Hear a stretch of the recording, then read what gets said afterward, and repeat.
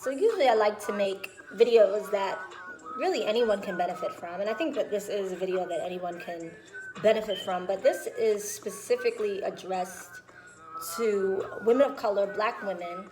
Um, and I say the underdogs, and I say it very tongue-in-cheek because in our organic form, we're anything but the underdogs. We're the opposite of the underdogs. We're the winners. You know, we are the chosen ones. We are the queens. We are magnificent. We're glorious. We're beautiful. But this message is really for what has been shaped to be the underdogs. And the idea of karma and the law of cause and effect is really at the forefront when I, dissect this topic. Now, people have become disbelievers when pondering the question, if our creator exists, then why would there be such injustice on earth?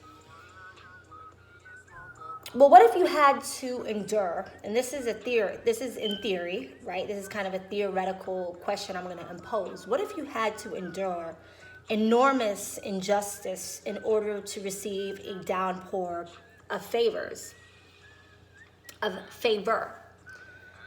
And I know we all have heard, from a fundamental monotheistic perspective that life is really a test and that, the afterlife is the true reward. But there's reward in this life as well. But you have to exemplify the behavior that is proving that you are deserving of the reward that is stored for you. You see, life is always balanced and is always a specific time designated for you to accept your victory, but it can only be harvested within the right conditions. And like an imam told me, that Allah won't give you a burden that you can't bear, but you can certainly give yourself one. I have to ask the question that right now in 2021, black women specifically, are we being set up, or are we setting ourselves up to inherit our downpour of blessings?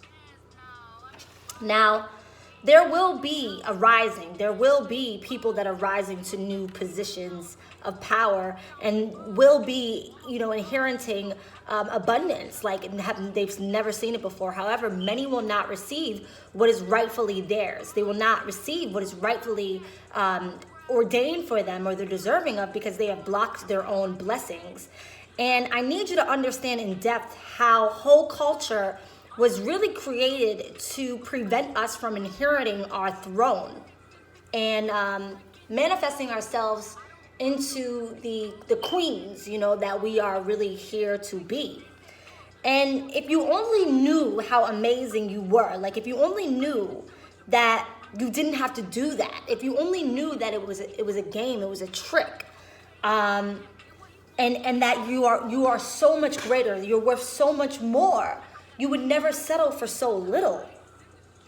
And so, when we dissect this whole culture, we gotta ask the question, why be a man's concubine when you can be his queen, right? And ladies, it's a vicious cycle because deep down, the truth is that you really do desire love. That's the whole thing. Like, you may have psyched yourself out to believe that really you don't, but you do desire a man that's there for you and cherishes you, your mind, your body, and especially, most of all, your soul. You desire love. And deep down, you may not believe that that man exists. Like, so maybe you've kind of tricked yourself into believing that money would be the best substitute for love. And so you're searching for love, beneath layers of physical abuse, neglect, mental abuse, sexual abuse, damaged self-esteem, and really the indoctrination of society, friends, and family who told you who you were. And this is really no simple task. So when I say what I'm about to say, I don't want to sound not understanding or empathetic. Finding love, it's no simple task in the society that we live in, which breeds lust and breeds coldness and breeds everything that won't speak to your heart. But you have to also understand that being a part of this whole culture has cheapified women and has contributed to men disrespecting us. And our behavior is masked as sexual liberation or freedom, but there's really nothing free about bondage. And I was watching this music video with Cash Doll and Miss Mulatto, and I'm an artist, you know. I'm a vocalist, I'm learning an instrument, you know, I'm learning the piano, and I'm a dancer.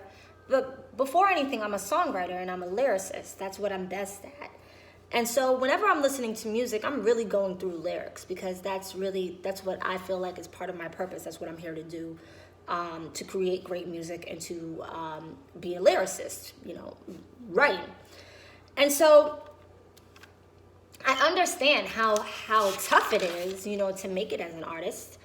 And so I deliberately try my best not to badmouth, you know, artists. Like, it's not an easy task, you know, to do these things, to develop the courage to be a musician. However, I gotta call out this whole culture. And, you know, I'm listening to this song by Cash Doll and Miss Mulatto, and Miss Mulatto said something to the effect of, you know, I might smash and forget, you know, I might just like let him hit just like a nigga, right? And then forget about him just like a nigga. And I listened to that line, I'm like, whoa. She's like, I might like have sex with a guy and then forget about him just like a guy would do to us, right? And most women would hear that song and be like, ooh, she's a savage, you know, she's cold-hearted, and like, you know, like that's cool or something. Like, it's cool to operate like that. But the point that I want to raise is that part of being in a leadership position, part of being the queen of the throne, is the fact that you define yourself, period, point blank, right? So your identity is not a response to the hate that you receive or the hurt that you receive or the pain that you receive. Like, same with a black identity. Black identity is not composed of, you know, resisting what racists may say about black people. If you kind of follow, you're set out to do what you're going to do regardless, right? Despite whatever anybody can. So if my task for today is to do A, B, C, D, E, right? Somebody who hates me could be like, I want her to do A, B, C, D, E, and I'm going to do it. Or they could say, I don't want her to do A, B, C, D, E, and I'm still going to do it because that's what I set for myself, period, right?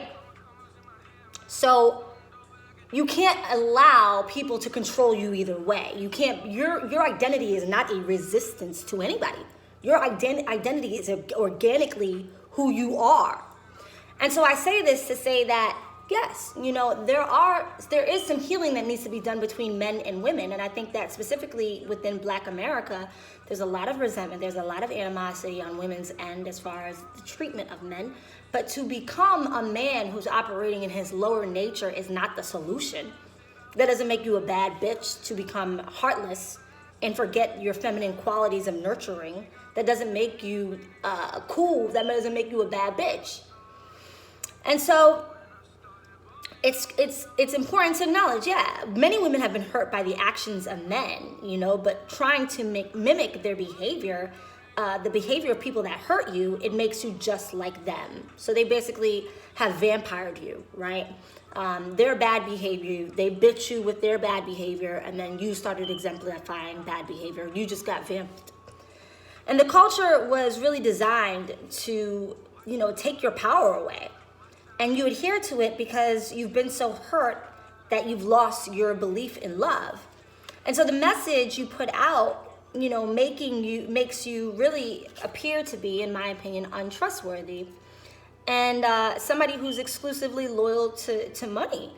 And if you're only loyal to money, then you're likely to be disloyal. And so if we want to be candid about this topic, and I'm making a generalization, a father's biggest fear is that his daughter becomes a whore, and a mother's biggest fear is that her son marries one.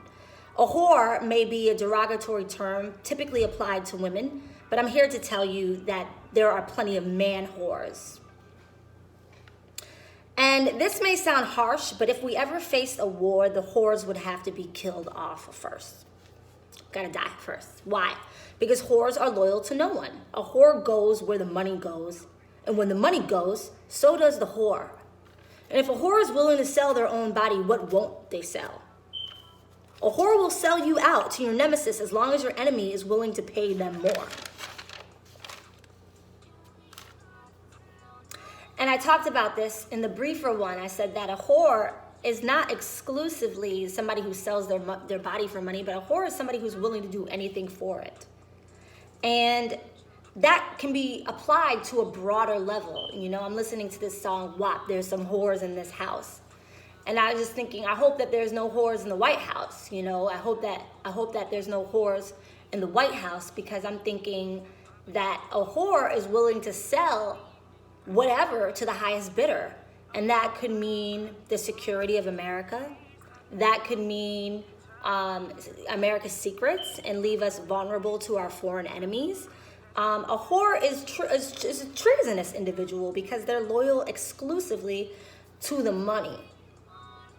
But I derive, going back to black women. Now, to me, it's not coincidental, right, that we have this image. And I'm thinking also, let me make this point. So I'm a hip hop head, big time. Like, I love music, but I'm a hip hop head.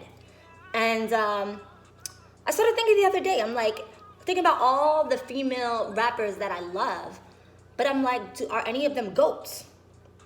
Like, we know when we're talking about the greatest rappers of all time, we know that Nas comes up in the conversation. We know that Jay-Z comes up in the conversation. We know that Pac comes up in the conversation. Biggie comes up in the conversation. You know, we have our GOATs, right? And it's solidified. This isn't debatable, really. Like, those four that I just named are the greatest rappers of all time, are some of the greatest rappers of all time. I know I'm biased, but you know what I'm saying. But when it comes to female rappers, I'm like, who's the GOAT, right? I would put Lauryn Hill in that category, but her body of work is not the same as a Nas or a Jay-Z, you know, as far as people who are currently still like very relevant in producing music, right? And the reason why I would say Lauryn Hill maybe is because of her lyrical content. And then I look and I'm listening to, you know, contemporary rap, and I'm like, you know, and no shade at Saweetie, no shade at Meg Thee Stallion, no shade at, God knows I love Nicki Minaj, you know, as far as just really being one of the greatest to ever do it, in my opinion. So no shade at Nicki. But, you know, Sweetie, Meg Thee Stallion, Cardi, Miss Mulatto, you know, the City Girls. It's a consistent message that is flowing through their content. And it's said in different ways, and it's said cleverly, you know, with various plays on words and various entendres. And some of it, actually, I'm not going to even lie. You know, the first time I heard WAP, I was walking somewhere, and I stopped and I laughed because, you know, I'm a lyrical girl. And to be completely honest with you, yeah, like in my former days, I might have written a song, something like that. But the point is that as we evolve, our music has to reflect our evolution. And I just feel like we've come too far as women, and I think that we're just too intelligent for this to be our message. And I think, frankly, we're just too powerful for this to be our message. Like, it should be insulting to you if you know, if somebody looks at you as somebody that can be bought. That should be such an insult to you, you know, as a woman. Like, that diminishes your power. And I know that, you know, artists were always like, well, we're free, you know what I mean? Especially as a woman, you know, as a female artist, like, I do. You see, my mom gave me this dress, but I'm in a little dress right now, you know. I like to show it just like a lot of other women. But, you know, and I say that I'm not married, so that's one, you know, but if my husband were to require me to dress more modestly, I would adhere to that. I would respect that. But Anyways, so we get into this whole thing, right? Because a lot of us artists, we don't want to work a 9 to 5. That's not even on the table for us.